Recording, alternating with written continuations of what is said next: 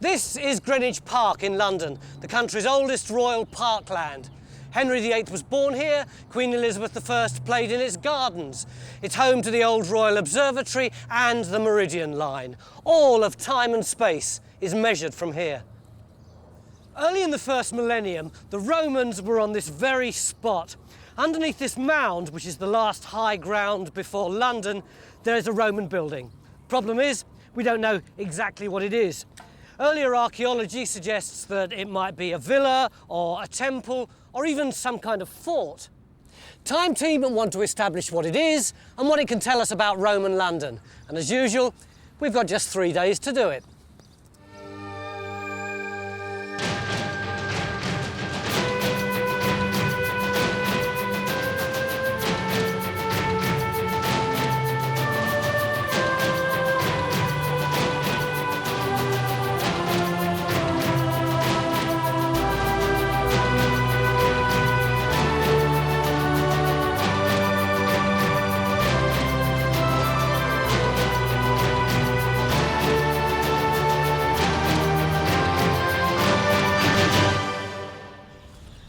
Headley, not the best Roman exhibit I've ever seen.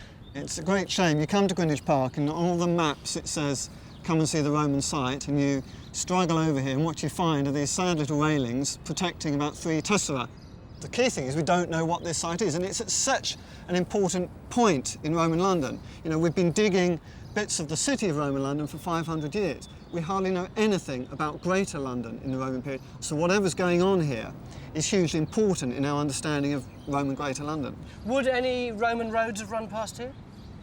Watling Street, the principal route into the country from essentially the Kent ports. We're very close to it. It's probably realigned here, but close to roads you may get all manner of roadside stations. If we can reveal whether there are other buildings here, other associated features, we might get a clue as to how this high ground, just before you plunge really into the Ravensbourne Valley and then into London, was used.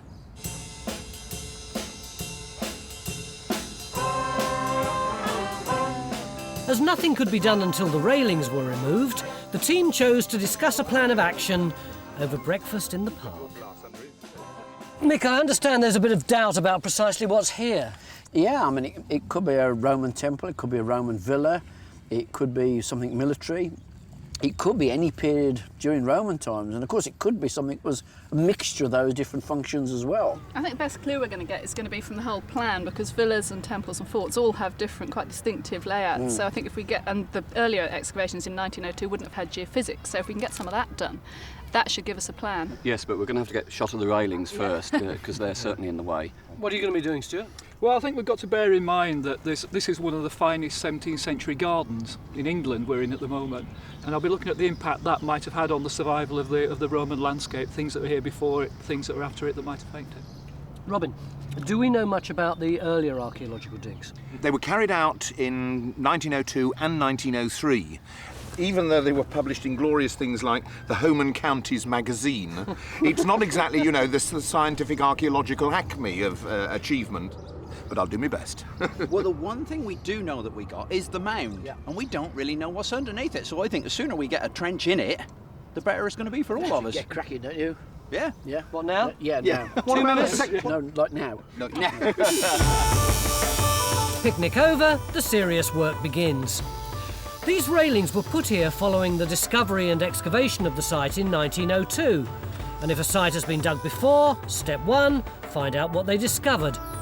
In our incident room in a nearby school, Robin and Guy de la Bedouillère begin sifting through the records of previous archaeology. So we've got the 2 accounts by A.D. Webster and Herbert Jones, but both of them seem to be, well, relatively superficial in terms of the actual dig, although I think you were saying that they're rather better on the finds. Well, there's a pretty good finds list we've got here. We've got this detailed account with the inscriptions that they located, various bits of pottery, and then over here, a very good list of the coins, all with great detail. Our problem is tying these coins into the physical remains of the site, because that's where they fall down. It's almost impossible to identify the trenches or exactly where these things came from. They just haven't mentioned that at all. There's a lovely quote here from Beryl Platts, Yeah. commenting on the excavations. It's obvious from the tone of the two stories that each thought the other was making the correct archaeological notes that were essential. It's almost hilarious. The right hand clearly didn't know what the left hand was doing. It gets even worse, though, because I've got a So list with all this confusion from the antiquarian digs, we're going to be even more dependent on any evidence that might be in our trenches. From a photograph taken in 1902, Stuart's trying to place the location of one of the Webster and Jones trenches. If we don't know what came up from where, it would at least help to know if an area had been dug over. Can you see on this photograph, this is the only photograph that seems to exist of these 1902, 1903 excavations. Right, now there were 3 trenches then, weren't there? And this is the only one for which we can have any idea where it was at all. I think that's right, yeah. If you look on here, that tree there... Oh, is that one there? That's with a twist, that's it. And there's one there with a very strong lean to the left, which is that chestnut there. You can see the wall in the background. And that house there is just visible through the trees. So I think the photograph must have been taken from more or less where we stood now, looking in that direction. Well, that looks about right on the ground, doesn't it? Because there's this sort of rise up here, and then this looks like the backfilled trench to That's me. right. Oh, you're stood more or less where the lady in the photograph is at the moment. Yes. I mean, I think, being as we don't know what was in this trench, and we're only fairly confident it was here, and the other 2 that we don't know where they are, I think if we just put this on the map and say we think it was here and wait for the geophysics results to come in and then make up our minds where to put our trenches. That sounds good, yeah. Still, well done for getting that located.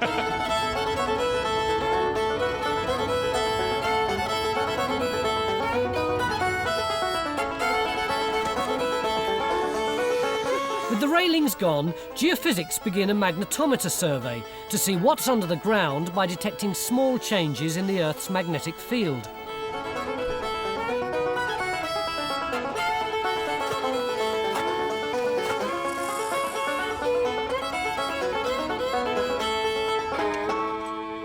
Some dry weather and a large crane have given us our first big clue.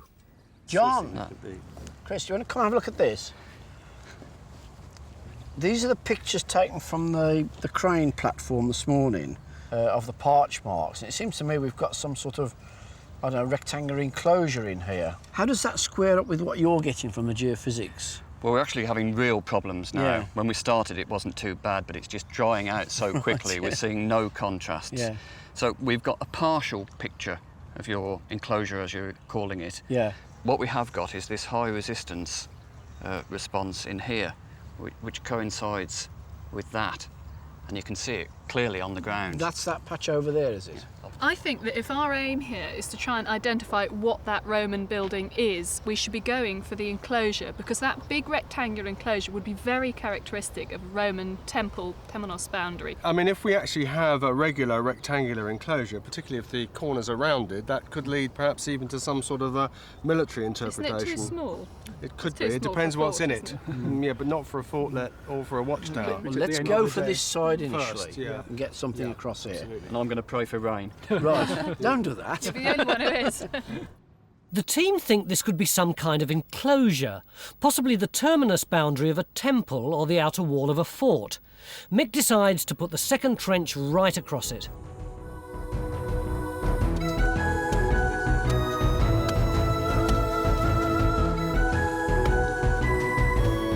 While Carenza opens Trench 2 and sets about looking for a boundary wall, in Trench 1 on the mound, Phil and his team have removed the railings and are whacking down into the subsoil. Meanwhile, Robin delivers the bad news on the 1902 dig. But they disagreed about how the trenches were labelled. They disagreed about where the trenches were put in, so that we can't actually pinpoint them. And generally speaking, we don't have a definitive account of those excavations in 1902 and 1903, even though the obviously the finds list is detailed. Yeah. There's no indication of where they came from or from what level. Right. So what did they actually pull out? Well, 400 coins, quite a high number, and many of them showing very little signs of wear, plus bits of statuary, obviously, you know, pottery of every description. That's all pretty general stuff, isn't it? What do we need in order to be able to ascertain exactly what that building was used for? Well, that's the problem, really. You know, what's actually specific or diagnostic of a particular type of building, or what that's the stuff you get generally, you know, the non-specific stuff you get on all sites. It's not just the finds, it's the shape of the thing as well. Yeah. If you get a square set within a square or a polygon within a polygon, then you'll have the traditional ambulatory and cella, which you might expect on a Romano-Celtic temple. And what would we need to determine that it was a fort? I suppose if it was a fort, we'd need early material in this area, wouldn't we? We'd need early pottery and... Well, structurally, if it was a fort, you ought to get timber barracks type buildings, and you ought to get the conventional enclosure. The playing card shaped fort, hadn't we? And a villa? Well, you get hypercourse, obviously wall plaster. Yeah. You get tessellated pavements, but of course you could get those in the temple as well. Indeed. What else can we do? I suspect we need to re-look at the finds as well. I mean, people often say, why do we keep loads of finds in museums? They clog museums up. But the answer is because every so often you need to reappraise something. You need to go through it and look at it again. My guess is when Harvey sees all that stuff, pennies might drop. So it's like the coppers in a Hollywood movie. It's back to the early evidence. Yeah, yeah. Only a foot or so down on the mound, we're starting to come up with evidence of our own. Oops, oh, that's lovely. That's a little Roman silver denarius you've got there. I mean, who is it? What date is it, do you reckon? It's the Emperor Vespasian. I recognise the face straight away. And he reigned from the year 69 to 79 AD. And if you look round here at the bottom, Phil, you can see COS, C-O-S, which is a consulship. That's round there, That's right. And then you can see 4 ones just after it. Yeah. That means the year of his 4th consulship, which was in around the year 72 AD. So that gives us an exact date for when this coin was struck in Rome. To a Roman, what's its value? I mean, is it the sort of thing you'd lose? Well, the time it was struck, a Roman soldier was paid 225 of those a year. So think of it as being about a day and a half's pay. That's a lot of work, isn't it? By our standards, anyway, yes. So if you dropped a £20 note, how long would you spend looking for it? Yeah, quite a long... I would spend quite a long time, yeah. Although finds are coming up on the mound, one large trench there is quite enough to keep Phil busy. Mick's looking at putting the 3rd trench in the area to the south, which they think might be some sort of wall surrounding a building complex. So that's where it's going, is it? This is where we've laid it out. And that's based on the geophysics you did earlier? Yeah, this is where we thought we might have a structure. Yeah. You know, in the corner of this bigger enclosure. So where's it likely to be then? Are we looking at green patches or white patches? Both. I mean, what I think we want to do is, this is a potential wall or gravel path there. Or gravel surface. Where you've got the dark brown. But the grass is not growing on it because it's hard underneath. Yeah, there's a lack of water. Yeah. Whereas here, the green grass, and that's where we're getting some of the archaeology coming from in the 1st trench. Right. And then again, we're on to the parched area. Okay. So have we got gravel? Have we got wall? Have we got a gap? And then have we got another wall or more gravel? So our thought was to put the trench over here. Across to, to here initially. That sounds good. You've got the option of extending Well, if it does turn out to be archaeological. OK, well, we can get going then. Start the trench. So Mick's decided that Trench 3 should be put across the east side of what they believe to be some sort of enclosure.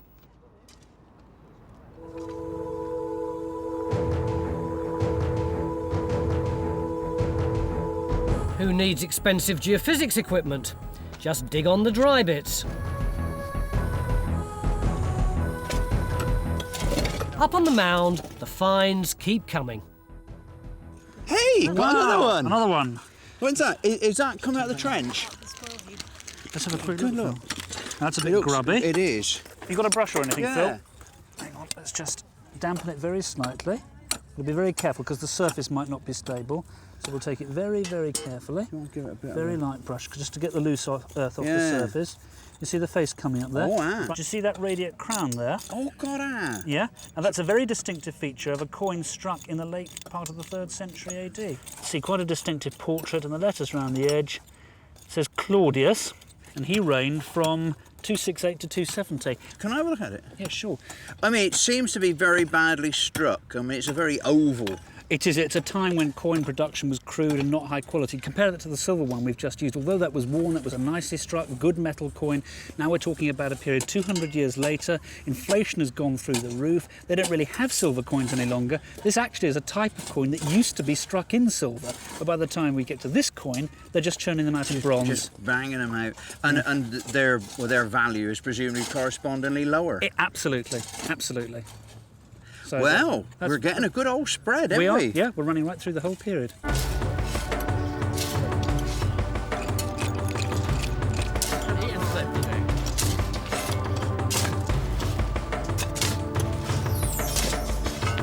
End of day one, and we've got this fascinating collection of Roman coins that have come up in the last couple of hours. They cover the entire span of the Roman occupation, and they're all in puzzlingly good condition, as though something really rather special was going on here.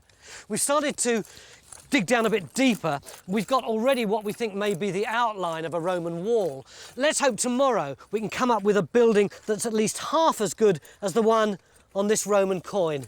This is a Roman fort.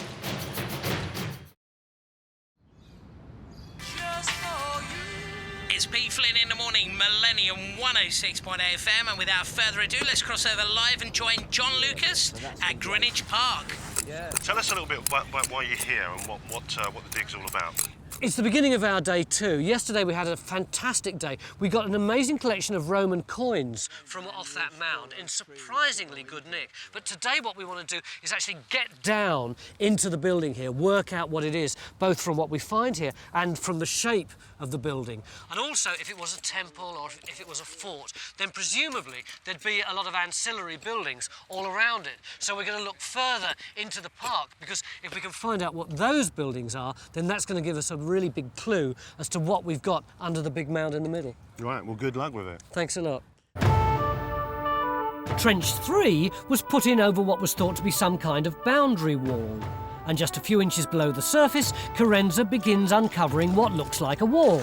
But at this stage, we don't know if it's Roman. It's absurd, all of us keep coming in and out of this park gate, although, as you can see, it kind of stops here.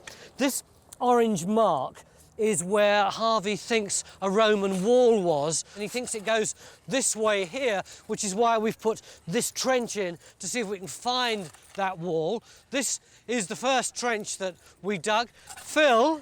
Yeah. I've seen better holes on Badger Watch. What are you doing? What do you mean? You're very rude. Look, this what actually I'm standing in is a tree hole.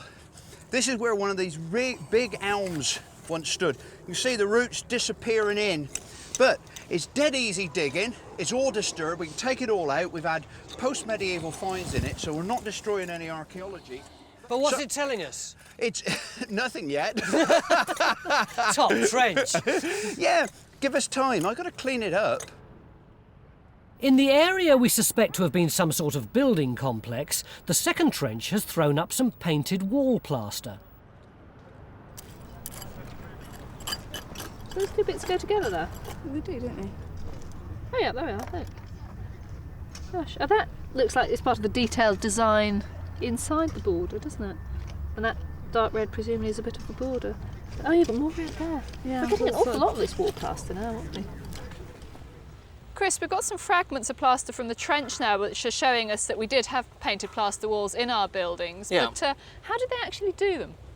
Well, first of all, you have to plaster the wall, so whatever you've got underneath, whether it's wattle or whether it's stonework, you've got to put a thick layer of plaster on to level up the wall. And with coarse sand, this has got coarse sand and goat hair in it. Oh, right. So that makes it strong. Holds it together. Yeah. And then we've got another layer which has got a finer sand in it. That's a sort of middle layer. And for Victor's bit where he's going to paint the figure tomorrow, we've got marble dust. So it'll give us a really fine... sort of perfect surface. Yeah, perfect surface, for the master to paint on. So, oh wow, gosh. Look at these. Are these from London as well? Yes, they're from Museum of London collections from different sites. Oh, they're beautiful. The face on that and the detail. Wow. I mean, actually, the colours aren't that different, are they? No, the same basic colours. Most of the colours they used were earth colours. So you've got, this is a sort of red ochre colour here. Right. And you've got yellow ochre. The best yellow ochre was from Greece, and it was called Attic slime. Doesn't sound very appetising, does it? No, there's this bag of red, cinnabar red. If it was real cinnabar red, would have cost £500. What, for us? For us, today? yes. Gosh, yes. wow. We were going to buy some, but we couldn't afford it. No, right. absolutely not. You weren't rich enough patrons. But we know it was used in London because here is a fragment of a pot which had some mixed in with some cinnabar red in it. Wow, isn't that amazing? It's still there. Yeah. One of the other mysteries we're hoping to unravel concerns the route of Watling Street, the Roman supply road that ran from the Kent ports to Hadrian's Wall. Well, we know Watling Street runs up the line of the A2. Yeah. And we know where it goes to in London City itself. Yeah. But nobody's got any idea where it goes through Greenwich Park. Looking from here, you can see the Barrow Cemetery down there, can't you? Yeah. And it's quite clear that the whole park is actually a sort of time capsule of different earthworks at different periods. So if it survived from the Anglo-Saxon period, the chances are a Roman road survived as well. The current thinking is that Watling Street came up what's now the A2, over the high ground of Blackheath and onto London.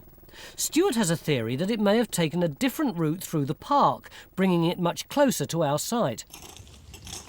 Carenza!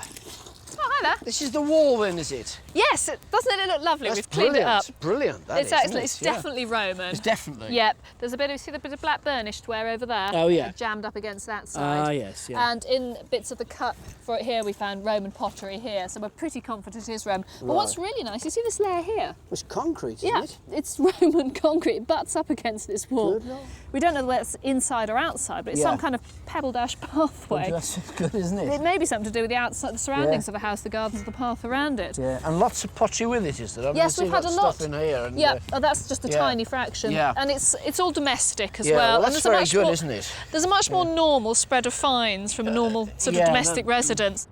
Trench 3 has a Roman wall running towards the building on the mound, and in Trench 2, Ian is digging down into what appears to be the foundation trench of a wall, again heading towards the mound. You're working much too hard, Ian. Yep, afraid How's so. it going? Oh, not too badly. I've got lots of Samian work coming out. That's fantastic. Right, well this has got some pretty distinctive motif here. And you see the little wavy line? Underneath. Yeah, which suggests to me that we've got something from the early part of the 2nd century AD. This bowl was probably imported from central France and would have been part of the tableware of a smart house. The nature of the finds, the quality of the pottery, decorated wall plaster, etc., suggests the buildings were high status. Come on then, chaps. Sit round. The team were hoping to learn more about our site by reanalysing the finds from the 1902 excavation, only to find that nearly all of them have disappeared. So, this is the earlier excavation material. Well, even you should be able to read. It says Greenwich Borough Museum, and this is, as you so rightly observed, the Roman polythene. the finds from the 1902-3 excavations. Oh, so that's that sculpture then. We've got a piece of statuary here. I think you can see, Mick, this lovely piece of arm statuary here. You see the female arm round here, drapery over the top, and I think if you look round here, Mick, you'll still see got bits of something. paint left on it. That's right. Is that unusual? I think it's important to remember that in ancient times, in fact right up to the Middle Ages, most statues were gaudily painted, bright colours. We get a completely false impression from you know, bare stone statues. But it's a really unusual find for Roman Britain anyway. Yeah, that's fantastic. Trouble is, it doesn't tell us a great deal more about the site, it's not unfortunately. really. It's a non-diagnostic thing, isn't it? No, that's right. It could have come from out. Well, we have got a couple of things which are much more exciting over here, but I'm afraid there's a little bit of a catch. Yeah. We've got the 2 inscriptions. Oh, well, that looks like a cast. Well, that's the problem. It's turned out with all the ramifications going on with the First World War and the Second World War, the original inscriptions from this site, no one's exactly sure precisely where they are. This one is supposed to have been made of marble. Yeah. Little tablet there with lettering. Unfortunately, can't make head or tail of such small numbers. Well, it's a very interesting one because it's very, very close in its style, I think, to one of the most important epigraphic discoveries of recent years, which was from Southwark in a 3rd century building, which seemed to be a list of serving soldiers within cohorts of a legion. Well, it's particularly interesting you mentioned the military side there, because this thing is of a style associated with an awful lot of military sites in Britain, many of which are of a religious nature, but what we'd normally expect to find further north. There are very few inscriptions ever found in Britain in this part of the country. Like so much of this evidence, it tells you enough to think you're really excited, but there's no certainty in it. Yeah. So we're halfway through our excavation, and despite our reanalysis of the 1902 finds and the discovery of a domestic settlement by the mound and lots of coins, pottery and painted wall plaster, our mystery building could still be a fort, villa or temple. And in the trench on the mound, Phil and Mick are burying their heads in the sand. Oh, look at that. Oh, is that plaster or Yeah, something? bits of mortar in, look. Yeah. And there's bits of tile and God knows what else in there. What is happening is that we must have a feature that's running this way across the trench. Yeah. We've got a feature in here, you see, which has also got yet more mortar and bits of tile. So there's something cut into there. Yeah. That's got to go out. And then there's this enormous layer of build-up through there. That's all got to come off. Yeah. But by then, that stage, we should get ourselves down to this level, and that feature should be visible cut into this. The feature Phil's so excited about is the first sign of the foundation trench of a large wall. Our first evidence of the structure on the mound. How many times do you reckon you've been past this site in your working life? Well, probably hundreds of times over the last couple of years. Are local people aware that this is Roman? The regulars in the park are aware it's Roman, and one of the big drawbacks for tourists is they don't actually know what it is when they get here. But there are a number of occasions people come up to me and ask me the directions for the Roman remains, and I point out to them they're going to be a little bit disappointed when they get there. It's 5 house bricks, a bit of mortar and a green fence. Well, hopefully we can alter that. Well, I certainly hope so. How do you feel about seeing it all ripped and torn apart like that? Well, for me personally, this is like a dream come true to see something like this happening. This is absolutely fantastic. Do you fancy getting in the trench yourself? Yeah, you lead me to the trench, give me a trowel and I'll give you a hand. Before the end of tomorrow? Before the end of tomorrow, definitely. Okay.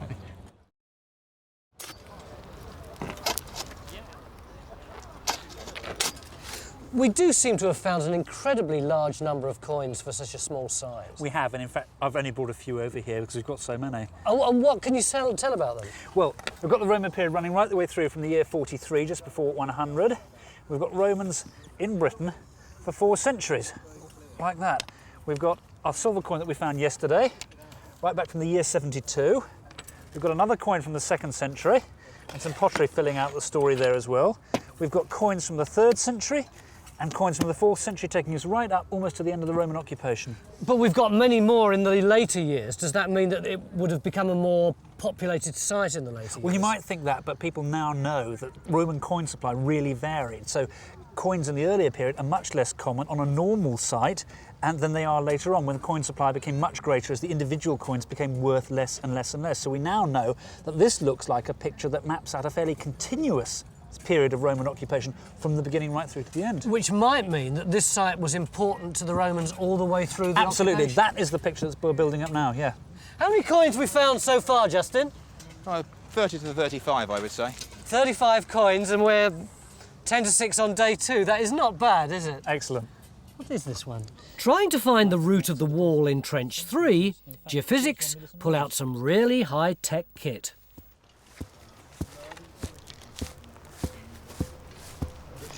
Is this one of your more sophisticated techniques, Chris? I've been training for this one for years, I can tell you. Obviously, I'm just trying to work out where on earth this wall's going to, because in the geophysics and None the of resistance... your real equipment is working. That's it, yeah, thanks very much. But if you listen, hear that there? We went over there, that was definitely lower. Oh, right, yes, it did, didn't it? And Dropped off. let's just about, everyone can be a bit quiet for a minute. Shh.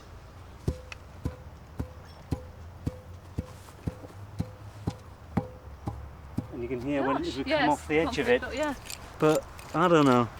Is it a good idea trenching on the basis of me slapping the ground? Look, you're the ones who do the subsoil prospection. I don't mind whether you use incredibly expensive, highly technical equipment or intuition or a pickaxe. No, I've dripped. Right, we'll sort that out. We'll scrape that in a minute. Have you got any more yellow, have you? Yeah, we've got any more yellow, okay. Why am I painting on wet plaster then? Well, apart from the fact that it's easier to paint on, it makes it permanent because it chemically combines with the lime. So it'll last, you know, hundreds of years. Yeah, because I mean, this was a terrifically popular way of decorating houses, wasn't it, in Yes. Roman times? You know, a lot of domestic buildings and all sorts of other buildings seem to have been painted. But I mean, Yeah. once they were painted, they weren't often needed to be redecorated. I know. But you're doing very well. I'm quite happy to take you on as an apprentice. Round about lunchtime today, I was getting really despondent. What I'd hoped would be a fantastic Roman site had come up with virtually no bits of building, and what we had got was really confusing. But then after lunch, we started to come up with some real first-rate archaeology. We've got floors, we've got some lovely bits of painted plaster, and right in the middle of our mysterious mound, we've got the first signs of a massive Roman wall. Let's hope tomorrow we can find out exactly what it is. Mick, beginning of day one, we asked ourselves, is the Roman building on that mound a villa or a temple or a fort? Yeah. Now we're at the beginning of day 3 and we're no nearer solving that question.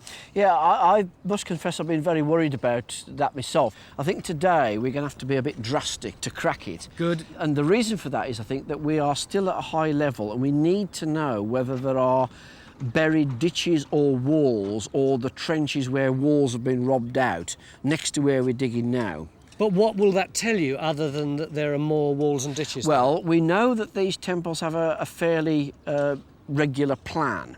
I mean, they're usually a plan, if I can draw you a sketch, they're usually a plan of a sort of central temple with a walkway or ambulatory round them, so that in section you've got the temple like that with like a sort of veranda. Does that give you a sort of impression like that? Then these are in a big enclosure, the temenos. And in this case, we know we've got the ditch on this side, we think we can see it here, and we've dug it up here.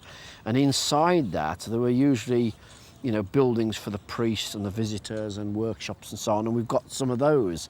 So, you know, we really just need to make sure that that big trench of fills is actually the robber trench for the temple. We've got it on this side, we need to look on that side, and we need this long trench on this side to see if we can pick it up there. So we're putting our money on a temple and putting in the trenches to see whether we're right. And what I hope to get is some very large robbed out walls with, you know the pottery, the coins and so on. And of course, you know, if we've got anything better than that, we'd be really lucky. But, you know, that's what we'll do this morning and see how we get on. If it was a temple on the mound, the evidence of the walls would come from Phil in Trench 1, which it is doing, and Stuart next to him in Trench 4. I'm thinking, Stuart, we should probably whack down with this trench, you know. Yeah, okay. I mean, I think we need to see if there's any ditches and walls in it, really. Right. Did this come out of there? Yeah, just a couple of minutes ago. You know, it's got letters on it, do you? I wasn't really looking at it. Look at that. Micta Carenza. Whether that's related to that at the moment. So yeah, if we head to front. Oh, hang on. Hello, Mick. Over to this strange here, Phil. Come and have a look at this. I don't know, it's just one of those things that happens to us. Stuart's just put this in the finds tray, and I come along and the sun's catching the light on it. We didn't see it. The light was catching it when I'm looking in the finds tray. It's been sitting in the finds tray. Yes. There's an M-I-N-L-I-V. No, but there's another O in front, look. And there's another row below that. V, yes. Lying in the finds tray. Stuart hadn't noticed it. Right. Lord. Sun was catching it as I was looking in. Well done. That's something. That is definitely something. What do you mean? What do you mean it's something? You're very laid back about it. No, Harvey. Right. Harvey, is this pointing more towards it being a temple? Yes, that's what I was going to ask. Most definitely. Most definitely. Yes, I mean, again, it's very, very rare to get inscriptions in archaeological context. So lying in the finds tray. What? Stuart busy digging away, and the sun was catching it, and I could see the letters on it. I mean, it helps with the temple hypothesis. It does. Would you say this was diagnostic? I think it's pretty diagnostic. That is. Can we Yes. get Guy to have a look at it? Yeah, Might let's actually be able to tell us what it says. let's get Guy to have a look. Guy? Guy! Quickly, this is brilliant. Look at that! Look at that! Have you any idea how rare this is? No, tell us. Britain has produced the smallest number of inscriptions of any other province of the Roman Empire, and in this part of the country there are even fewer. Hardly any turn up now. They're incredibly rare. Down here in southeastern England, there was almost no proper stonework at all. I mean, they had to import everything from other parts of Britain. This is really exceptional. So what does it say? Well, What does it mean? It says min at the top, I can tell you straight away that obviously that's going to fit into the goddess name Minerva. Minerva. Be careful, it might appear in other words as well. What I'm going to suggest is I put all these inscriptions on the computer. Yeah. I take this away, I can search all these letter forms, and I should be able to come up with something for you later today. Do it. Do it. Okay? Now, do it now. Don't sell it, whatever you do. And who found it? Well, I came along, Stuart had put it in the finds tray, hadn't noticed the letters, and the sun was raking across it, and so I saw the letters. It's Stuart's So it's find. Stuart's find, yeah. Man of the match. At last, this enigmatic site gives up one of its secrets. The mystery's beginning to unfold. The inscription is diagnostic of a temple. Great. But from a handful of letters, can Guy figure out its meaning? And what are the surrounding buildings? Who lived in them? Just how important was this site to Roman Britain? How come you're that deep and you haven't got a sweat on? What do you mean I haven't got a sweat on? Have you got anywhere with it yet? Hi, Mick. Well, do you remember out on site we were looking at the letters M-I-N and we were speculating it might have been the goddess Minerva, and we all got quite excited, didn't we? Absolutely, yeah. I'm sorry to bring you down a bit. Unfortunately, looking through my database, the biggest hit is a different word, but in a way it's really better and more exciting. Yeah. It's coming up as Numinibus Augustorum or Numini Augusti. And what does that mean? Well, it means the spirit, the deity of the emperors. So nothing to do with Minerva at all? Well, Minerva's a possibility, Yeah. but there are far more of this other text. Right. We've also got the second line, I-L-I-U. Now, I've searched that, and I keep coming up with the name Caecilius. All right, is that a well-known name? It's a well-known name. There's a lot of people with that name, and I think we've got a C also at the beginning of that line, so that's looking pretty likely. Right, OK. I'll catch up with you later. You Right, carry thanks on. a lot. So what we thought might be the goddess Minerva is more likely to read as the spirits of the emperors. This is every bit as important and still diagnostic of a temple, as the emperors were considered to be gods and worshipped by the Romans. In the park, the plaster prepared, Victor begins the central area of our fresco. Phil, you're coming up with some more finds, aren't you? Oh, we're getting an amazing amount of painted wall plaster, Tony. Here, have a look at this. I think you'll really like this. What do you think of that for a design? That's Look at the range lovely. of colours on it. Headley, have you seen this? Well, you can even see the brush marks. We're getting some really nice plaster now, with multicolours and, Look at and that. patterns. That's lovely. Very close to where this came No, from. this is what you should be looking at. Look at this. What we got here. What's that? This site gets better and better, doesn't it? Why? We got a Roman roof tile here with a stamp PPBR, which is the Roman procurator. I think Harvey should see this, most definitely. Harvey? Come and have a look at this. We've got a PPBR. Does that mean anything to you? Wow. Well, welcome to official Roman London. You've actually got a tile here which is stamped the procurator of the province of Britannia. And I think you can just see the edge of the L, Londinium. What was the procurator? The procurator was essentially the second most important official to the governor of the province, who handled much of the finance, much of military supplies, much of military transportation. And what sort of thing was it stamped on? Basically, these stamps turn up mainly in Londinium, sometimes across the river in Southwark. I don't think there's any other instances of them outside of urban London. Oh, great. Basically, what they appear on are public buildings. Where did you find this, Mick? It came out of a post hole in Trench 3. That's that trench over there? Yeah, the one over there. Would you have expected to find a stamp like that associated with a temple? It's certainly possible if it's an official temple. An official temple is one that is paid for essentially by the military administration and presumably used by it. So it could come from the temple. It could also, of course, come from part of a much bigger complex which stands here and which the temple is a part. Which would be likely to be what? It would be likely to be some sort of official station along the line of Watling Street, something like a mutatio, a changing station, before you come off the high ground and go down into the ford. So we could end up here with a fort and a temple? Well, you could certainly end up with an official complex. Whether or not you could call it a fort, I don't know. But you could end up with something bigger, of which the temple is only a part. So it's 12, day 3, and predictably the story gets more and more complex. It does. Well done, Mick. Yeah, that's brilliant. Now go and sort the rest of the site out. Away from all the holes in the ground, Stuart's off on a personal quest to find the root of Watling Street. He's unearthed some 300-year-old documents supporting his theory that the famous Roman road actually cuts through the southeast corner of the park. Although difficult to see to an untrained eye, Stuart thinks he might be onto something. So have you got the bottom yet, Phil? We got a superb bottom here, Mick. Look, it's this nice sandy material with big pebbles in it. Beautiful edges, and you can see the nice sequence of fills. Yeah. This is all the demolition. We had a lot of building rubble in there. Right. And then where it changes to the darker stuff, that was when we were getting a lot more coins in particular. So the wall ran this way originally? Unquestionably. And you've got a slot through it? We've got a slot across it. And somebody's dug down and taken all that stone out then? They've robbed it away. What's going on in the other trench where Stuart's digging? So that's beginning to make sense. Well, I've been sort of stuck my head down here most of the come day, and have a look, Mick. see what you think. Shall I come across? My advance in years mean I don't get out of the trench quite so quick as I used to, Mick. Oh! Oh, look at that. Yeah, now, are we there yet, Stuart? Oh, yes. Oh, yes. We've got a... Is that the trench, the wall trench? That's the cut there. There's the solid blocks in the base. Yeah.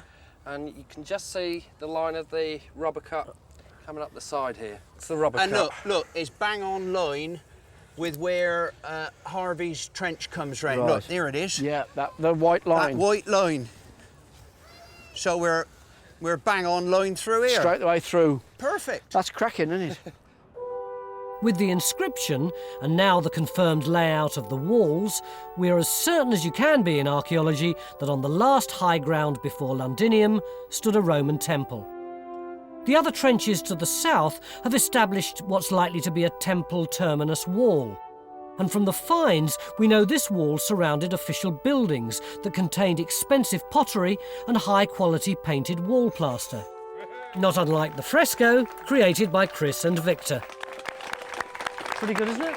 In the incident room, Stuart has a fascinating revelation on the route of Watling Street. I've been looking at our site in its landscape to try and work out what was going on. Okay. This is the landscape as we see it now. Okay. This is the temple site here, River Thames, river here. If we get rid of all that modern background and look at it as it might have been in the early Roman period, the River Thames totally different to how we see it now. Our site here on the edge of this high ground and up the light green's the highest. Yeah, that's right here. Okay. This is the limit of Greenwich Park as we see it now. Now, if you look at the line of Watling Street... Which is out the A2 coming up from Canterbury. Yeah. That's right, the Roman road here. Now, what I found in the southeast corner of the park is a raised causeway, 6 metres in width. Exactly the sort of thing you'd expect to find for a Roman road. You've got Watling Street as a field monument in Greenwich Park. You can walk over it, you can walk up it, down the other side. That's incredible. It's still physically standing. And you can see the continuation of alignment through there. Now, another important aspect of that is a reference I've picked up in 1693, long before it was all developed, describing the route, which describes it coming through the park and then onwards towards the 50 barrows. These are the Saxon barrows that we know about on the other side That's of the right. park. Well, they're just there on the edge of this cut into the escarpment. But if you take that route through, it's a nice route off the escarpment, down that edge there, towards the crossing at Deptford Bridge. So this looks like it's the route of Watling Street, straight down off the high ground. This is incredible, and it's lovely to see it like this, because up to now we've normally looked for a line on Blackheath, because we think of that as the high flat area, and because that's where the present A2 runs. The other interesting aspect is, if you look at the line of Watling Street and project it, it goes straight to the temple site. Now, if you can imagine you're coming up Watling Street, on the high ground ahead of you, you see a temple up on the skyline. It's going to be a pretty important feature to visitors coming along here, travellers along here. So the whole aspect of the site is geared to the road and its alignment. Yeah. So if we've really got Watling Street running through Greenwich Park, it means two things. Firstly, it means there's a major section of a major Roman road protected from development, and it also means we've got a major Roman road that in the fullness of time we can examine archaeologically. Yeah, it's marvellous. fantastic. It is. It's like a time capsule on the meridian, isn't it? It is, for the millennium. This site becomes more and more significant. To gain an impression of what life would have been like here almost 2,000 years ago, Victor enlists the help of Mark Hassel, an expert on Roman temples. No, I like the way you put those the inscription in on the statue base. That's excellent. What would have been going on around our temple? Well, I think there'd been a lot of toing and froing, really. I mean, you can see these people sort of buying and selling. And just as today, you know, you'd have had people selling sort of hot dogs or the Roman equivalent. And the Roman equivalent of hot dogs and hamburgers and ice creams is oysters. And we've actually found oysters on the site. So, oysters there. So is this cooking? Well, in a way, it is cooking. I mean, what they're actually doing is making a sacrifice. They've probably poured a libation, you know, a drink offering, on a little fire that's on this altar here. And you can imagine the wine going like that, and it goes up to heaven. And then they've got a goat, like this one they're bringing in here, and they're going to cut its throat and burn a little bit, and the smoke will go up to the gods again. And then the rest of it, they'll have a sort of barbecue. And some of the rest of it, they may actually look at the entrails, look at the liver, and to try and foretell the future. And what would have been happening inside the temple? Well, it's, in a way, what one might draw attention to is what's happening outside. This is what we call the ambulatory. You could walk all the way around that temple, and very often against the walls here you'd get dedications set up to the deity. I'm not quite sure where those inscriptions were found, but if they were in this sort of area, they could have been against the outer wall of this tower-like structure, the Keller. I think it could well be in the ditch that we think might indicate where the outer wall was. And what would have happened inside it? Well, I think it would have been a place for quietness. I mean, you would come into the presence of the god, and there would be a sort of feeling of the numinous, you know, a feeling of the mysterious. All this hustle and bustle happening outside. So basically, around the temple 1800 years ago wouldn't have been very different from how it is now. Lots of curious people. Very much like today. Very much like today. Very much.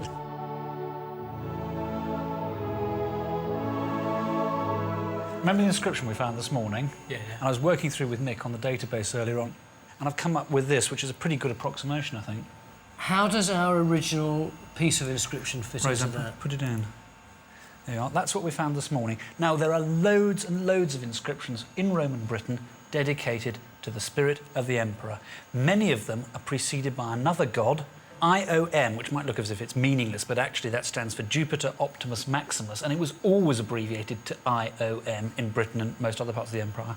And Caecilius, that's just the most likely expansion of that bit, and Priscus also. We don't know that that's exactly his name, but it's going to have been somebody has been here, paid for this to be made, a dedication to the god. And if you were a gambling man, how much money would you put on the original inscription having been that? It's pretty likely, and it's certainly going to have been something like that. So our inscription is a dedication by a man who was likely to have been called Lucius Caecilius Priscus to Jupiter Optimus Maximus, Jupiter being the greatest of the gods, and to Numini Augustorum, meaning the spirit of the emperors. Has the work that we've been able to do here in the last 3 days made a difference to what we know about this site? Absolutely. As we said on day one, we've got a fantastic understanding of the city of London in the Roman period in Southwark. Apart from that, for Greater London, we've just got these roads. We now have this key site linked to one of those roads and also linked to the city. I think this site is not only important for Greenwich, it's important for London, but also the things we've found make it important for Roman Britain as a whole. 3 days ago, we started with this. A few bits of tesserae glued together with concrete on the top of a small hill.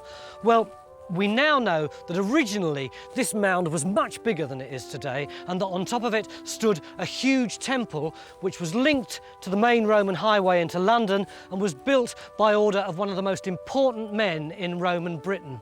And we know that outside the temple there was a complex of buildings, inside of which were rooms with decorated wall plaster and high-quality Samian ware on the table. But I think for all of us, this inscribed tablet, which we feel confirms this site as a temple, was the most amazing thing to see. It's something that many archaeologists spend a whole lifetime looking for and never find.